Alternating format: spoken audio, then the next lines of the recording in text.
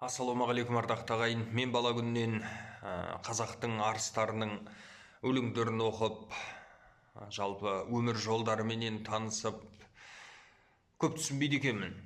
Өзім темір қапасқа түскеннен соң Ахмет аталарымның, Мағжан аталарымның, Әлихан аталарымның, Сәкен Сейфуллин аталарымның жырларын оқып, кәдімгідей жүрегіме тиіп жатыр да, адам баласының басына түспей, көзбен көрмей, ол нәрсені түсінбейді екен.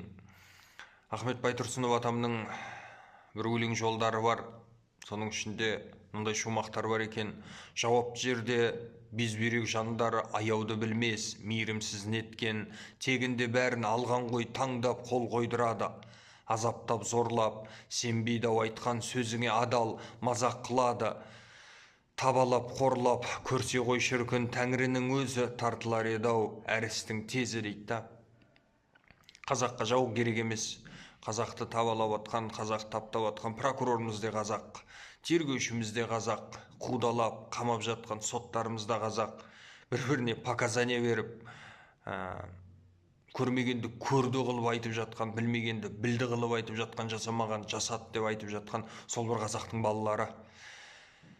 Ахмет Байтұрсынов атам осылардың барлығын көрген көздерде айтқан сөздері: қинамайды абақтыға жапқаны, қиын емес дарға асып атқаны, маған ауыр осылардың бәрінен өз ауылымның иттер үріп қапқаны дейді. Жаныңа бататын дүние қазақтың балаларын бір-біріне айдап салып, рухын, намысын өсіріп жатқаны. Бұл кісілерді ақтау үшін 50 жылдан астам уақыт керек болды да. Тарихтың беттерінде ақталды.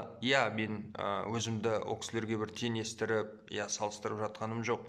Дегенменен нақақтан нақақ жала жабылып, бақилық болып кеткен кісілер алаш үшін, ел үшін, жер үшін. Мен де алаңға елім, жерім, қазақ тәуелсіздігінен айырылмасын деп шықтым. Мен ешкімнің ала жібін аттаған жоқпын. Мен акиматты өртеген жоқпын.